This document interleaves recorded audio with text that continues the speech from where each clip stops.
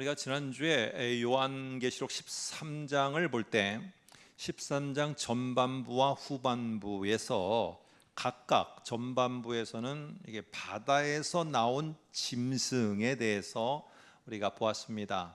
근데 후반부에는 이 땅에서 올라온 짐승이 등장을 하게 되어집니다. 근데 13장을 보게 되면은 13장에서는 이게 짐승만 보여줍니다. 근데 17장으로 가니까 오늘 저와 여러분이 본 이 17장 본문에는 갑자기 이 짐승만 보이는 게 아니라 짐승에 올라탄 여자가 보이는 것입니다. 아니, 왜 13장에는 보이지 않던 여자가 17장에는 갑자기 짐승에 올라탄 여자가 등장을 했을까? 뭔가 중요한 의미가 있는 것이죠. 그리고 짐승만 있는 줄 알았는데 아니, 짐승에 올라탄 여자가 있네. 자, 그렇다면은 왜 17장에는 짐승만 말하지 않고 짐승에 올라탄 여자를 갖다가 오늘 환상 가운데 보여줬을까? 그리고 17장에는 중심이 짐승에게 있는 게 아니라 짐승을 올라탄 여자에게 중심이 있고 포커스가 맞춰져 있습니다. 자, 오늘 짐승에 올라탄 여자는 도대체 이 정체가 무엇이고 이게 도대체 우리에게 무엇을 말하려고 하는지 한번 저와 여러분들이 17장을 통해서 생각해 보려고 합니다. 자, 먼저 3절을 한번 보시면은 3절에 이렇게 말합니다. 중간쯤 보면은 내가 보니 이 여자가 붉은빛 짐승을 탔는데, 자, 이게 보니까 짐승에 올라탄 여자가 등장하죠. 13장에는 짐승이 나오긴 나왔는데 거기에 올라탄 여자는 없었어요. 근데 지금 17장에서는 짐승에 올라탄 여자가 나온다는 것입니다. 근데 오늘 여기서 우리가 좀 주의 깊게 살펴봐야 될 단어와 표현이 있습니다. 우리 성경에는 짐승을 탔다라고 이렇게 되어 있습니다. 우리가 이해하기 좋게 번역을 해놓은 것입니다. 그런데 이 문자 그대로를 하게 되면은 짐승 위에 앉았다라고 이렇게 말을 해야 됩니다. 이 사실 짐승 위에 앉았다라는 이 말은 상당히 중요한 표현입니다. 왜 그런지 이제 한번 저와 여러분이 생각해 보려고 합니다. 사실은 더 정확하게 말하면은 짐승 위에 앉았다라는 이 말보다는 혹시 영화나 드라마를 보면은 뭐 이런 동남아 같은데 여행을 가셨을 때 혹시 그런 경험을 하셨는지 모르지만은 코끼리나 뭐 이런 어떤 거를 탔을 때 거기에 뭐 말이라고 할지라도 말 안장이라는 게 있고 더 큰 짐승은요 거기에 의자를 놓는 거를 보게 됩니다. 그래서 여기에 지금 여자가 짐승 위에 앉았다라는 말은 더 정확하게 표현을 하면은 여자가 짐승 위에 얹어진 의자에 앉았다라는 것입니다. 왜 이 말을 지금 계속 강조를 하느냐? 우리들은 지금까지 요한계시록을 보면서 이 짐승에 올라탄 여자가 누굴까? 짐승은 로마 제국이라면 로마 제국을 올라탄 그 여자는 누굴까에 관심을 가졌어요.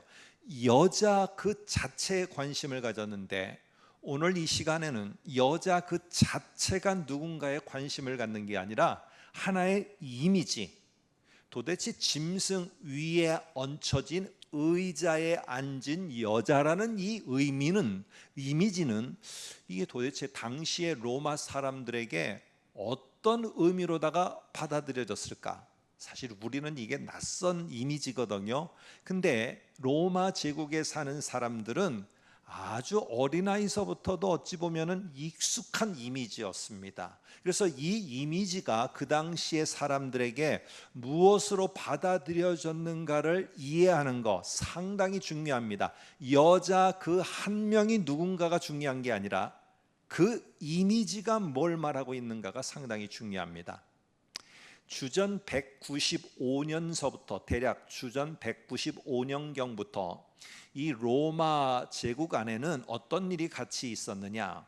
우리가 생각할 때는 황제 숭배만 있었던 것으로 생각하지만은 황제 숭배라는 이 의식이 있을 때는 반드시 따라 붙었던 또 다른 의식 하나가 있었습니다. 이게 바로 뭐냐면은 로마 도시를 향한 숭배였습니다.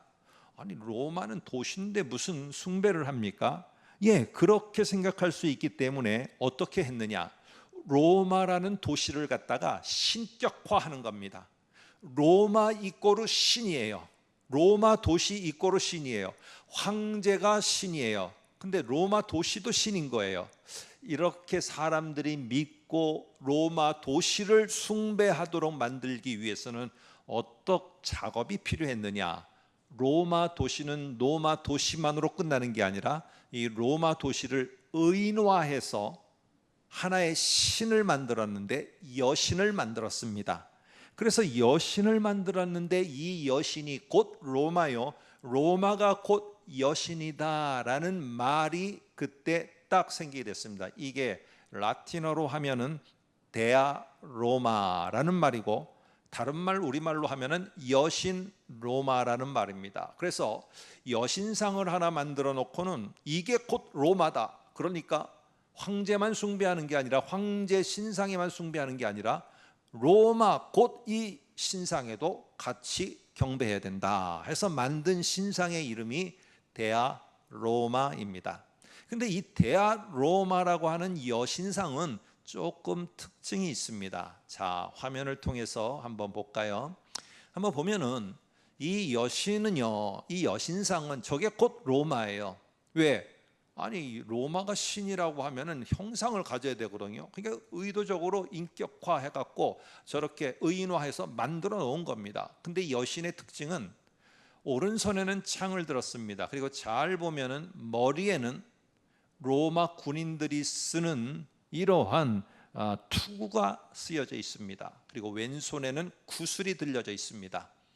이게 무슨 의미냐 하면은 로마가 정복하지 못할 나라가 없고, 그래서 오른손에 왼손에 있는 저 구슬은 가는 데마다 승리한다는 거예요. 가는 데마다 승리하는 것이고, 이 여신은 전투적인 여신이라는 겁니다. 이게 바로 로마 군인들의 투구를 쓰고 있는 것입니다. 그래서 저게 보라색은 바로 다른 의미가 아니라 이 원래 귀족들이 가지고 입었던 옷의 색깔들입니다. 왕족이 입었던. 그래서 저렇게 현대에 그냥 그때 고대 자료를 근거로 해서 저런 보라색을 입혀놓은 겁니다. 근데 제가 주목해서 저와 여러분이 볼 내용은 뭐냐 하면은 저 여자가 의자에 앉아 있다는 거예요. 보통 신들은 다 이렇게 서서 뭐 자기의 위엄을 뽐내나 이러는데 저 여자만큼은 의자에 앉아 있다는 거죠. 이 로마를 상징하는 여신이 도대체 의자에 앉아 있다는 것은 뭘 말할까? 로마는 생각했습니다. 서서 있는 것보다는 앉아 있다는 것은 안정적이다. 그리고 앉아 있다는 것은 더 이상 움직일 필요가 없는 영구적이다라는 이러한 느낌을 주도록 하기 위해서 의자에 앉아 있는 여신을 저렇게 만들었습니다. 그래서 로마에 사는 사람들은 어린아이든지 뭐든지 이 의식을 치르니까 의자에 앉아 있는 여인 하면은 저 바로 데아 로마, 저거를 떠올리는 것입니다. 근데 저게 가지고 있는 의미는 우리 로마는 절대 패하지 않는다. 어느 누구도 우리 로마를 넘볼 수 없다. 앉아 있다는 것은 우리 로마는 안정적이고 어느 누구도 넘볼 수 없으며, 이러한 안정적인 평화는 어떻게 해요? 영구적으로 영원히 지속될 것이다 라는 의미입니다. 자, 이런 의미에서 로마의 여신을 갖다가 빗대어서 지금 요한을 통해서 하나님이 환상을 보여주는 것입니다. 자, 그런데 이러한 저의 이야기는 오늘 17장 18절에도 아예 딱 말을 해주고 있습니다. 한번 볼까요? 17장 18절. 또 네가 본 그 여자는 땅의 왕들을 다스리는 큰 성, 바벨론이라고도 할 수 있지만은 이 바벨론이 상징하고 있는 로마입니다. 곧 뭡니까? 이 짐승 위에 의자에 앉아 있는 이 여자는 곧 뭐라고요? 로마다. 라고 이렇게 사람들은 말한다는 거예요. 로마가 여신이다, 로마가 신이라고 말한다는 것이죠. 그러니까 하나님이 지금 요한에게 환상을 보여주면서 17장에 뭘 말하려고 하는 거냐, 이러한 잘못된 그들의 고정관념을 깨트리려고 하는 겁니다. 깨트려 버리려고 하는 것. 로마가 신이라고? 야, 로마 도시가 신이고 저게 안정되고 영원히 지속될 거라고? 그 사람들은 그래서 자신들은 뭐라고 생각했느냐? 팍스 로마라고 했습니다. 이 말은 우리나라 말로 하면 여러분도 잘 아시고 들어봤던 로마의 평화라고 했어요. 로마의 평화. 어느 누구도 로마를 넘볼 수 없고 로마의 이러한 위세와 의기당당한 모습과 이런 제국의 모습은 영원히 지속될 것이다 라고 해서 로마, 팍스 로마의 평화 시대라고 이렇게 그들은 생각했습니다. 그런데 하나님이 이거를 확 깨부시는 겁니다. 뭐? 로마가 신이라고? 웃기고 있네. 내가 지금부터 로마 저 여신이 상징하고 있는 로마의 그 뒤에 숨겨진 진짜 정체를 보여줄게. 그 비밀스럽게 감춰놓고 겉으로만 뭐 신인 척하는 본질을 내가 보여줄게 하며 오늘 요한에게 그 본질의 비밀의 커튼을 확 거두며 보여주는 장면이 오늘 저와 여러분이 읽은 5절에 나옵니다. 조금 이따가 보겠습니다. 뿐만 아니라 뭐라고? 로마가 영원할 거라고 너희들 팍스로마 팍스로마 하면서 그걸 가지고 사람들을 자꾸 끌어당기는데 조만간에 그 로마 팍스로마는 완전히 다 멸망하는 것을 니네가 똑똑히 볼 거다. 너희들 그것 따라가다가는 로마가 망할 때 너희들도 같이 망하게 되는 거야. 너희들 조심해야 돼 하면서 오늘 하나님께서 요한에게 환상 통해서 비밀의 커튼을 쫙 열면서 로마의 실체를 보여줍니다.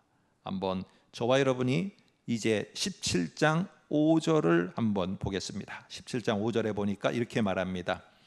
그녀의 이마에 이름이 기록되었으니 비밀이라 큰 바벨론이라 땅의 음녀들과 가증한 것들의 엄이라 하였더라 하며 이 비밀스럽게 커튼으로 가리고 있던 것을 하나님이 확 열어가니까 두 가지의 실체가 딱 보였습니다.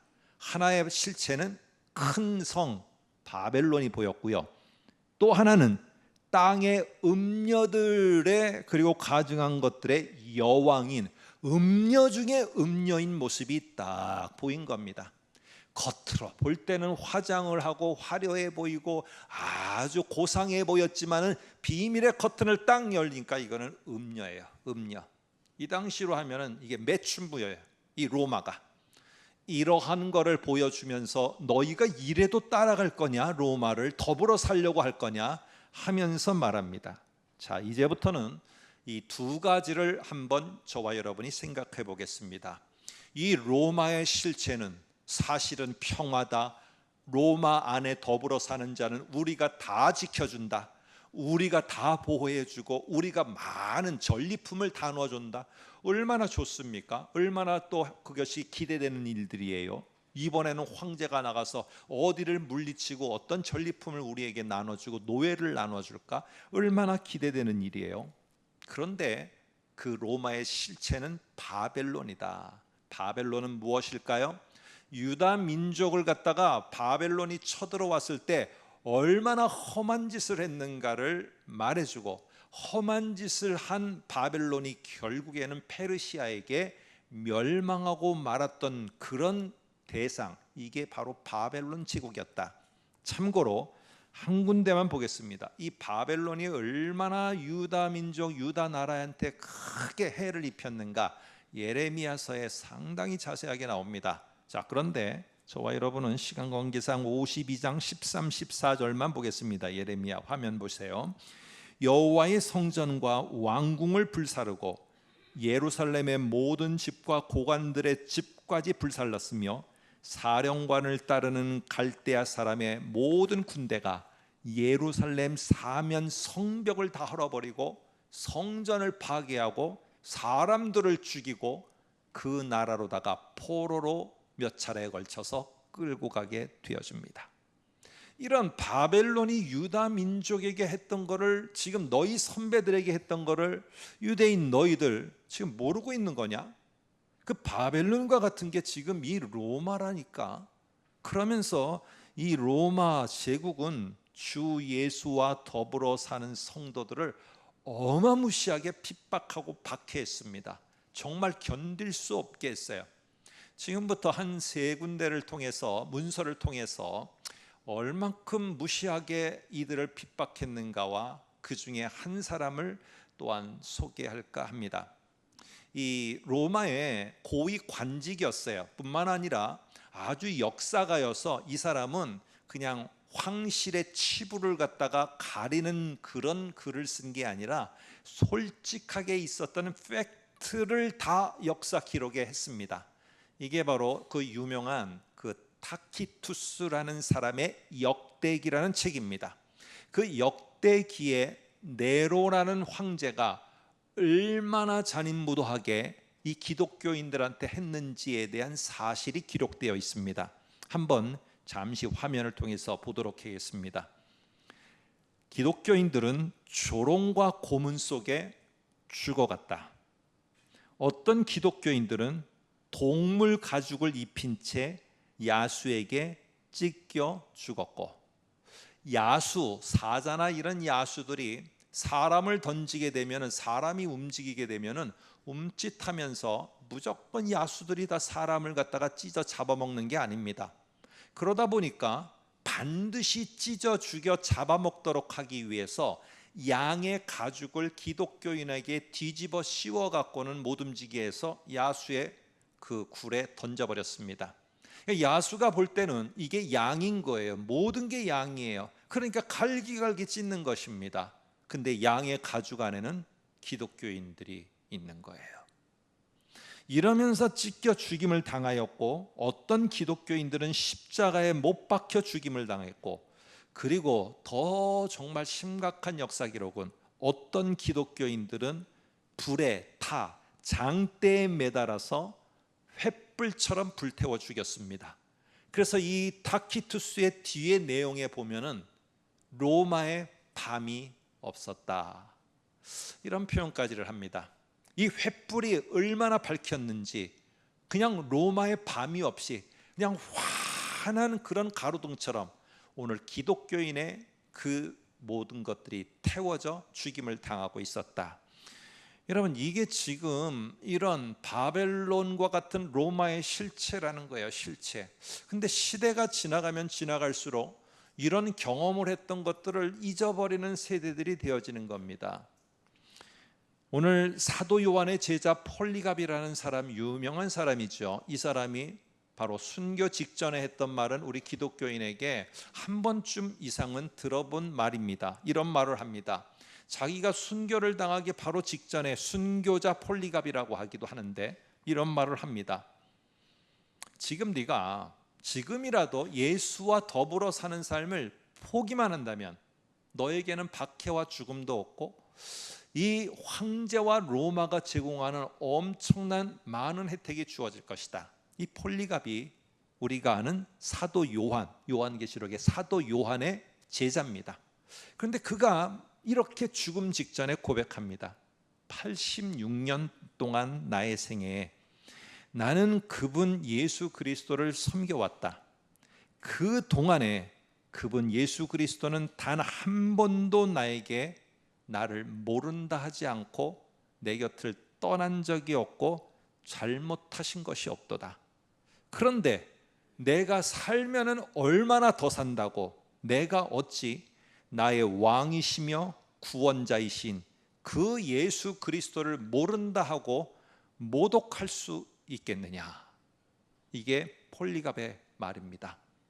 이런 폴리갑은 교회가 바벨론과 같은 이 로마 제국에 의해서 상당히 고통당하고 있는 그런 현실을 누구보다도 다 알았습니다. 그랬을 때 이 폴리갑은 교회들에게 편지를 보내면서 이런 어려움이 찾아왔을 때, 이런 고난이 찾아왔을 때 우리가 그 고난을 뚫고 나가며 우리가 이겨갈 수 있는 게 무엇인가를 편지를 통해서 그들을 격려하며 일깨우고 있습니다. 그 중에 하나가 이 폴리갑이라는 사람도 빌립보 교회에 편지를 보냈는데 그게 바로 폴리갑의 빌립보서입니다. 거기에 내용 하나를 여러분께 소개할까 합니다. 거기에 이렇게 말합니다. 그분은 우리의 죄를 위해서 주를 위해 죽으셨고 하나님은 그분을 죽은 자 가운데서 일으키셨도다. 그리고 지금도 내 곁에 살아 함께하는 그분, 바로 그 예수 그리스도에게 내가 믿음을 두는 것이, 확신을 두는 것이 우리가 죽음이 오든 고난이 오든 당당하게 이겨나갈 수 있는 길이다. 교회들이여, 내 곁에 살아 함께 하시는 예수 그리스도의 확신을 절대로 잊지 말아라 하는 게 폴리갑이 교회들을 격려하기 위해서 쓴 말입니다. 자, 그런데 이런 격려를 왜 했을까요? 교회가 고민에 빠졌다는 것이죠. 어떤 고민? 이게 고난 속에서 바벨론과 같은 로마 제국이 힘들고 어렵고 죽음에 넘겨지게 되어지니까 우리를, 왜 우리만 겪는 고난일까? 왜 나만 이런 어려움을 만날까? 왜 우리 가족만 이런 힘든 상황에 직면할까? 이럴 때 그러면은 우리가 좀 좋은 혜택을 누리는 건 사치일까? 우리가 좀 좋은 많은 것들을 함께 받는 거는, 이런 거는 죄일까? 왜 저들은 저렇게 많은 것과 좋은 걸 누리는데 우리는 이렇게 살아야 될까? 이 고민을 하고 있을 때, 갈등을 하고 있을 때, 불안감에 쌓여 있을 때 찾아오는 게 뭐냐? 이 로마의 다음 모습, 두 번째 실체가 다가오게 됩니다. 이 두 번째 실체는 음녀입니다. 바벨론처럼 확 힘으로 오는 게 아니라 음녀처럼 슬금슬금 와서 너희도 그렇게 힘들게 살 거 없어. 황제 숭배 그리고 로마를 숭배하는 거 너희가 그 의식에 함께 하면 되는 건데, 그러면서 너희는 너희들이 할 거 해. 그러면 너희들이 많은 혜택과 윤택함과 너희 자녀가 이렇게 어렵게 살지 않아도 돼. 이러한 음녀의 모습으로 이 로마가 다가오는데, 이거를 그냥 덥석 내가 분별력 없이 잡았다가는 나중에 이 음녀를 따라서 너희들이 돌이킬 수 없는 패망의 길로 가게 된다는 걸 말합니다. 어떤 때 내가 이 음녀를 심판할 때 하나님이, 자 이제 1절 2절을 보겠습니다. 한번 보시기 바랍니다. 중간부터 보겠습니다. 이리로 오라. 많은 물 위에 앉은 큰 음녀가 받을 심판을 내게 보이리라. 땅의 임금들도 그녀와 더불어 음행하였고 그 속임에 넘어가서 황제를 숭배하고 로마 도시를 숭배하는 일에 빠져버렸고, 그 왕들만 아니라 땅에 사는 자들도 그것이 하며 나에게 유익하고 많은 것을 준다는 것 때문에 그 음행의 포도주를 취하여 마시고 말았도다. 이러면서 오늘 사람들이 결국에 음녀와 같은 로마의 유혹의 왕이고 사람들이고 다 빠져들고 있는 걸 보게 됩니다. 지난주에 제가 방사효과라는 말을 했습니다. 오늘은 동일하게 쓰이는 표현이 후광효과입니다. 후광효과는 어떤 것을 내가 소유했거나, 그래서 소유했다는 의미 속에서 내 뒤에 탁 있어서 빛을 비춰주는 겁니다. 그럴 때 그 사람이 어떤 걸 가지면 참 세련되다, 어떤 사람은 똑똑하다, 어떤 졸업장을 갖고 있으면 야, 그 사람 똑똑한가 봐, 어떤 것을 가지고 있으면 야, 그 사람 좀 탁월한가 봐, 이렇게 느끼게끔 하는 내 뒤에서 나의 본 모습보다는 더 크게 만들어주는 것, 이게 후광 효과입니다. 요한계시록은 이 후광 효과를 내는 가장 중요한 수단이 무엇이었느냐 하면 색깔입니다. 색깔. 그래서 이 요한계시록에 보면은 붉은색, 무슨 보라색 등등의 황금색, 이런 표현이 상당히 많이 나옵니다. 왜 그랬을까? 로마가 사람들을 갖다가 구분하고 그 사람들의 후광 역할을 하는 거에는 반드시 색깔이 있습니다. 대표적인 게 옷입니다. 옷. 그래서 옷에 저런 보라색이라든지 홍색, 이런 옷은 왕족과 귀족이 입는 옷이라 함부로 못 입습니다. 저런 색깔을 걸칠 수도 없고 사용할 수도 없습니다. 여러분, 오늘 이 시대도 마찬가지입니다. 후광 효과를 우리는 상당히 기대해요. 브랜드 있는 아파트에 들어가게 되면은 우리가 뭔가 얻은 것 같은 생각이 들고, 내가 더욱더 어느 지역에 살게 되면은 내가 조금 더 윤택하고 뭔가 좀 위치가 있는 것 같고, 내가 어떤 일터에 들어가면은 내가 능력 있는 사람이 같아 보이고, 여러분, 이런데 이렇게 되는데 이런 후광 효과가 영원할 거라고 생각하는 사람들이 있다는 거죠.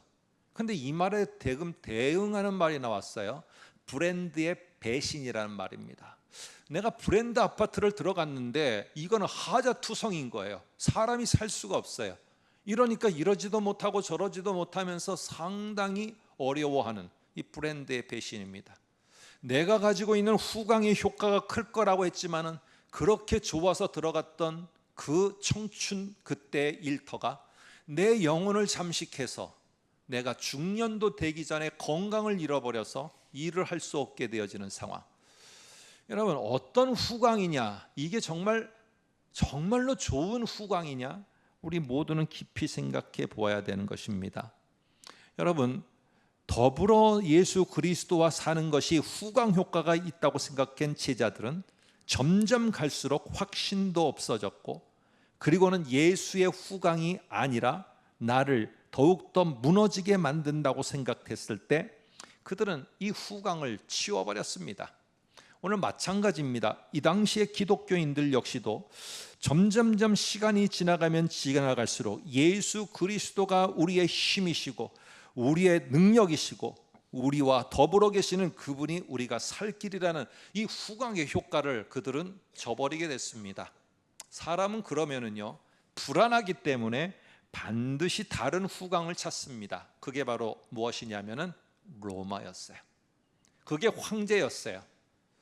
여러분, 왜 도대체 브랜드와 똑같은 좋은 무엇과 나를 더욱더 빛나줄 거를 찾느냐? 내가 더불어 함께하고 있는 그 주 예수 그리스도의 후광이 못 믿음직스럽기 때문에 그런 것입니다. 그렇기 때문에 다른 후광을 만드는 거예요. 그 다른 후광이 나를 비춰줄 거라고. 근데 실제로 그 후광을 얻으면은 진짜 제가 빛납니다. 여러분이 빛나요. 그러나 그거는 잠시예요. 잠시. 후광의 효과는 잠시고 그것이 떨어지는 순간 우리는 이루 말할 수 없는 절망에 빠지게 되어집니다. 이거는 우리만 그런 게 아니라 당시 초대교회의 모습이기도 합니다. 대표적인 교회 하나를 소개하면은 오늘 2장 20절에 나오는 두아디라 교회입니다. 한번 볼까요? 2장 20절. 그러나 내게 책망할 것이 있노라. 자칭 선지자라 하는 여자 이세벨, 여자라는 말을 강조하죠. 이세벨을 네가 용납하니 그가 내 종들을 가르쳐 꾀어 행음하고 우상의 제물을 먹게 하는도다. 황제 숭배로다가 죄다 빠지게 한 것입니다. 여러분, 요즘에 이 젊은 세대들을 향해서 뭐라고 하느냐? 좀 이제 나이가 먹어가면은 이 젊은이들한테는요, 나이 먹는다는 말을 안 해요. 뭐라고 말하느냐? 어른이 되어가네라고 합니다. 어른이 되어간다는 말 속에는, 그 속에는 어느 정도 혼자였다가 결혼을 함으로 말미암아 배우자가 생기고, 그러면 내 책임감이 하나가 더 느는 겁니다. 그리고 결혼해서 살다 보면은 자녀가 하나 둘씩 생기면은 이 책임감이라는 거는 어마어마하게 내게 다가오게 되어집니다. 그러면은 점점 어른이 된다는 거는 내 곁에 누군가가 하나하나 더 생긴다는 것이고, 어디에서 일을 하다 보면 함께하는 사람들이 더 많아지는 것이고, 사업장을 하면은 내가 또 함께 해야 될 사람들이 생기는 겁니다. 그러면은 뭐가 많아지느냐? 생각이 많아집니다. 이 생각이 많아지면은 이게 감당하기 힘들면 불안이 찾아오게 되어집니다. 초대교회는 안 그랬을까요? 내가 혼자 있을 때는 박해를 피해 이리저리 다닐 수 있었고, 나는 혼자 내가 안 먹고 내가 덜 먹고 살 수 있어요. 그런데 가족이 생기고 자녀들이 생기고 그러면 문제가 달라지는 겁니다. 내가 더불어 살아가야 된 예수 그리스도가 이 부분에서 책임을 못 지고 있다는 것을 느낄 때 세대가 흘러가면은 다른 걸 찾게 되어집니다. 다른 더불어 할 거를 찾게 되어져요. 여러분, 또 어느 정도의 나이가 되어지면은요, 그때부터는 어른이 된다는 말을 하지 않고 나이를 먹네라고 합니다. 여러분이 어느 순간서부터가 나이를 먹네라는 말을 듣거나 내가 하고 있다면은 여러분은, 저는 내 곁에서 한 사람씩 한 사람씩 떠나가고 있는 겁니다. 자녀가 떠나가고, 자녀가 독립을 하고, 결국에는 내 배우자가 떠나갑니다. 나 혼자 남게 되었을 때 생각이 깊어집니다. 이제는 책임감에 의한 생각이 아니라 홀로 있게 되었다는 것에 대한 아주 깊은 생각에 빠집니다. 이런 내용의 현대 사회를 반영해서, 그래서 책 제목도 생각 중독이라는 책이 있습니다.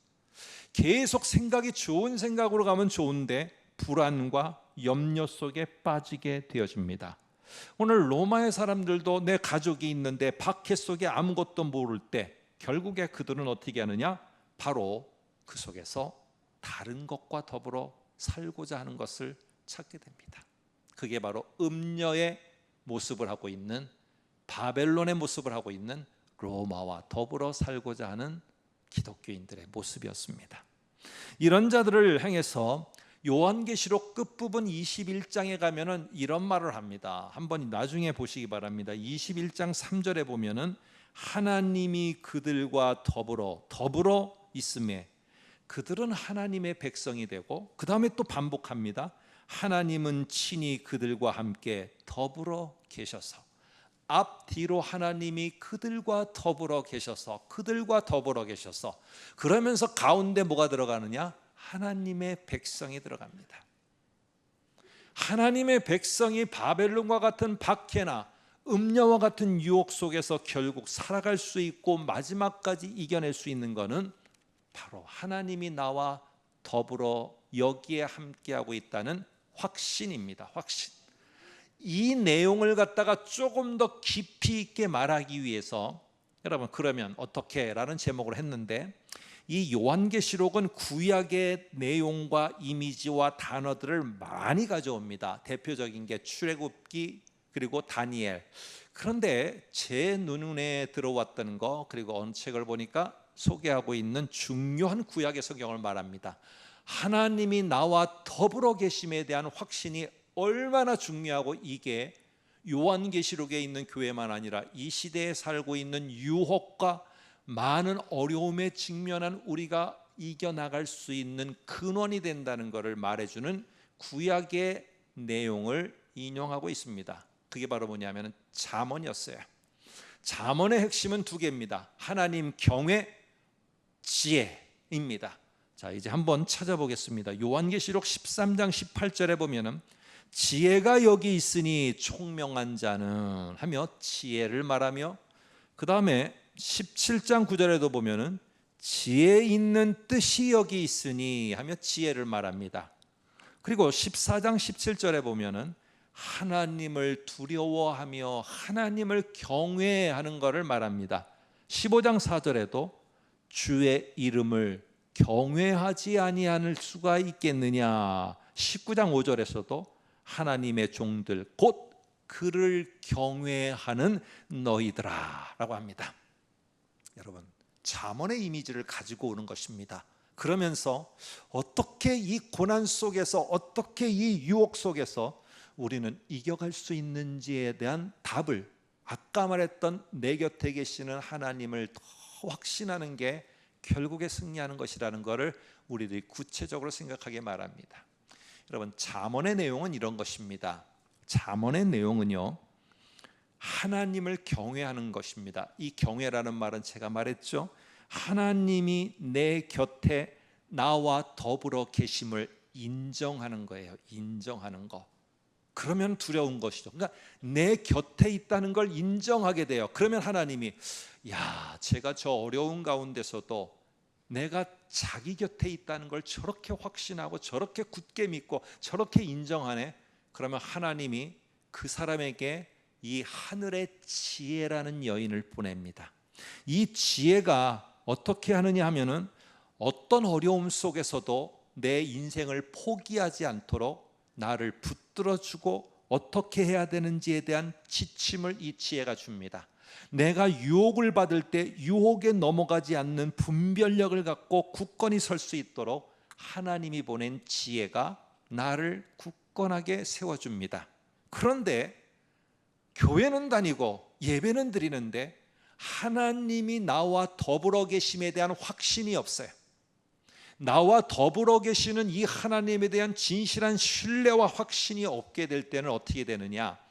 내가 지혜로운 방법을 찾게 됩니다. 이 세상에 어디에 지혜가 좋은 방법이 있을까? 이 문제가 너무 어려운데 어디에 이걸 해결할 방법이 있을까? 그거를 찾다 보면은 정말 지혜로운 방법이 딱 보이게 됩니다.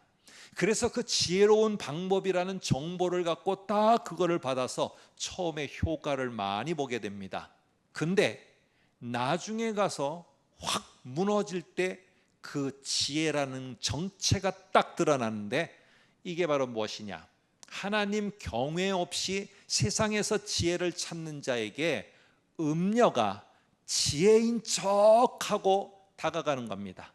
음녀인 로마가 지혜인 척하고 여기에 살 길이 있는 것처럼 해서 가는데 하나님 경외가 없이 하나님의 지혜가 없는 자는 분별이 없어요.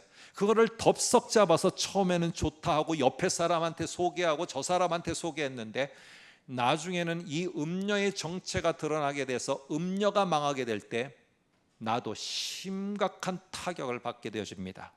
이거 조심해야 된다. 이 말이 잠언 7장 25, 27절에 나옵니다. 참고로 보겠습니다. 내 마음이 음녀의 길로 치우치지 말며. 이 말은 음녀의 길로 치우치고 있는 이런 전제가 있는 거죠. 왜? 하나님이 내 곁에 있는 확신이 없게 됐을 때 그 길에 미혹되지 말지어다. 대저 그가 많은 사람을 상하여 엎드러지게 하였나니 그에게 죽은 자가 허다하니라. 그의 집은 수월의 길이라 사망의 방으로 내려가느니라. 그러면 어떻게 하는 거죠? 어떻게 하죠? 내가 네 곁에 있음을 인정해라. 그러면 그 말씀은 어디 있는 거야? 그 말씀을 제가 자꾸 좀 기도하고 살려는데 잠언 3장 6절입니다. 이렇게 말합니다. 너는 범사의 그를 인정하라. 그리하면 내 길을 지도하시리라. 문자 그대로를 제가 번역해 보니까 이렇게 돼요. 내 모든 길에서 어떠한 상황 속에서도 그분이 내 곁에 계신다는 사실을 확신하여 알라라는 거예요. 이 알라는 그냥 이런 분이고 이게 아니라 체험하고 경험하고 말씀을 통해서 굳건히 확신 가운데 아는 거예요. 그분이 나와 싸우러 주시고 그분이 더불어 내 눈물을 닦아주시고 그분이 나와 더불어 위로해 주시고 내 곁에 계시는 분이라는 걸 체험하고 말씀을 통해서 확신하는 가운데 그분을 알아라. 그러면 어떻게 되느냐? 그리하면 그분이 내 길들을 유혹에 빠져 가지 않고 곧은 길이 되게 할 것이고 네가 어렵지만은 그 길을 헤쳐나갈 수 있도록 오늘 그분 하나님이 만들어 주실 것이다. 지금도 내 곁에 신실하게 더불어 계시는 여러분 하나님을 확신하시기 바랍니다. 그럴 때 그분이 보내시는 지혜가 내 곁에서 우리 눈에는 보이지 않지만 말씀을 통해서 듣는 가운데 읽는 가운데 하나님이 보내주신 그 지혜가 우리를 음녀의 길에서 지켜주고 고난의 길에서 내 인생을 포기하지 않도록 지켜주게 될 것입니다. 아무쪼록 이러한 우리의 삶이 한 주간 되시기를 주의 이름으로 축복합니다.